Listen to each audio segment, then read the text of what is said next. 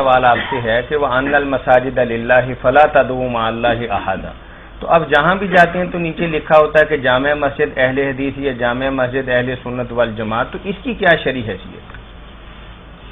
شرعی حیثیت جو ہے، اگر یہ تو آدمی کو نماز پڑھنے سے بعض اوقات روکنے والی بات ہے کہ جب فرقہ پرستی اس حد تک جا چکی ہو تو آدمی نام دیکھ کے اپنے قدموں انہی قدموں پہ لوٹ آتا ہے۔ یہ لکھنا جو ہے اس کی ضرورت اس لیے پڑ گئی کہ لوگوں نے قبضہ گروپ نا ایک دوسرے کی مساجد پر قبضے کرنے شروع کر دیے۔ پتہ ہے کہ فلاں گروہ نے بنائی ہے، ان کا یہاں انتظام ہے، نماز سے وہ روکتے نہیں، کسی کوئی نماز سے روکے نا پھر تو ہے جرم کہ ہم نے لکھ دیا دوسرا نہ آئے۔ کئی مساجد میں نے دیکھا ظالموں نے لکھا ہوا کہ اس کے علاوہ اگر کسی دوسرے گروہ کا آدمی یہاں آئے گا تو وہ اپنی جان کا خود ذمہ دار۔ خود میں نے پڑھا، یہ تو ہے بے ایمان لوگ، کسی کو حق نہیں ہے اللہ کی مسجدیں جو روکے نہیں۔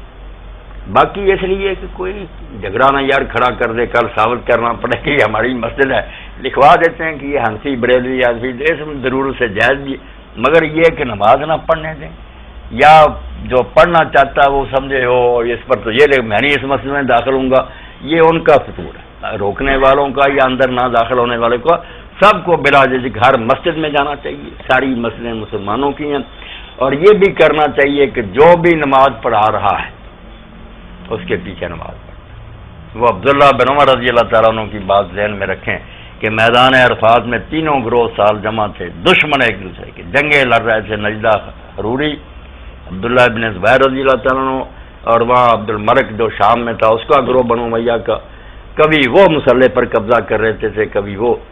ان کی لڑائیوں میں حضرت ابن عمر نہیں آتے تھے، کسی کا ساتھ نہیں دیتے، مگر نماز ہر ایک کے پیچھے پڑھ لیتے تھے۔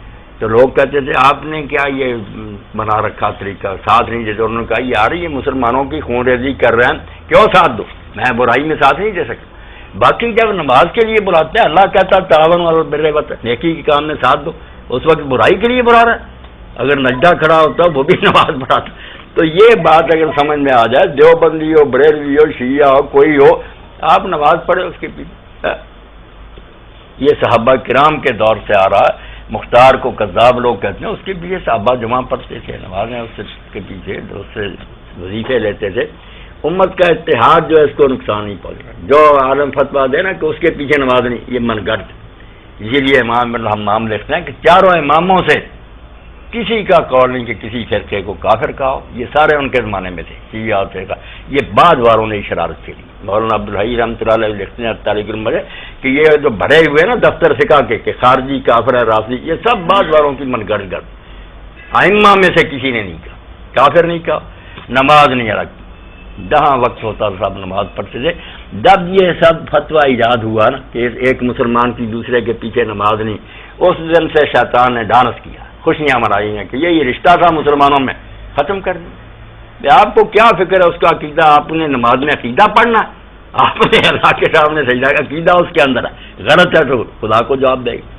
اب اپنی طرف سے یہ بات بنا لی کہ جب امام کا یہ عقیدہ اس کی نماز قبول نہیں ہوگی اس لیے ہماری بھی نہیں، بے ساری باتیں جعلی ہیں۔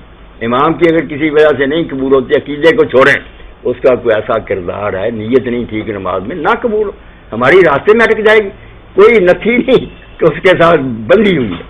ہر شخص کی اللہ نیت دیکھتا، نبی علیہ السلام کے پیچھے منافق کھڑے ہوتے کوئی فائدہ نہیں۔ کئی صحابہ کہتے تھے اگر منافق پڑھا رہا گا میری نماز کا کیا بگڑے گی، وہ اس کی نہ قبول ہو میری۔ تو جعلی بات بنائی ہے کہ امام کی نماز دیکھو قبول ہوتی ہے نہیں۔ اس طرح تو خود اپنے گروہ کا بھی عالم جو، اس کے بارے میں آپ کو کیا پتہ قبول ہوگی؟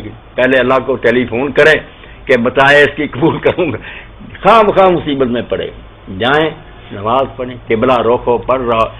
اب جو اختلاف ہے شیعہ سنی بریلوی دیوبندی حنفیوں وغیرہ میں، کیا اختلاف ہے؟ نماز کے فرض واجب سب کے ایک، جتنے مسلمان ہیں جو نماز ہے نا ضروری چیزیں سب کی ایک، قیام ہے، اللہ اکبر ہے، فاتحہ، سورت، رکوع، سجدے سارے۔ باقی سنتیں جو ہیں یا مستحب، کوئی کہتا ہے یہ بھی اچھا ہے یار، جیسے کھانے کے سلاد ہوتا ہے تو ذرا مزیدار ہو جاتا، بہتر ہے، ورنہ سب سے پوچھیں کہ اگر نہیں کرتا پھر کیا؟ امام شافعی رحمۃ اللہ علیہ فرمایا بھائی ہمارے نزدیک نماز جو ہے نا ہاتھ باندھ کر پڑھنا بہتر ہے، مگر صحابی فرماتے ہیں اگر کچھ کھلے چھوڑ دے اور وقار سے کھڑا رہے، فضول حرکتیں نہ کرے، بڑا بات، کوئی حرج نہیں۔ کوئی ایک بھی امت میں ایسا نہیں پیدا ہو جس نے کہا کہ ہاتھ باندھنے فرض ہے، نہیں ایک سنت جو چھوڑتے ہیں ان سے پوچھتے ہیں کہ تم کیا کہتے ہو، وہ بھی امام مالک کہتے ہیں یار میں سمجھتا ہوں چھوڑنا بہتر ہے، مگر اگر کوئی باندھتا ہے تو کوئی کفر نہیں کہتا. بالکل چھوٹی چھوٹی باتوں پر ٹکڑے کر دیا. یہود نصارہ ہمیں تباہ کر رہے ہیں، ان کے یہ مسئلے نہیں ختم ہوتے. جی جزاکم اللہ خیر.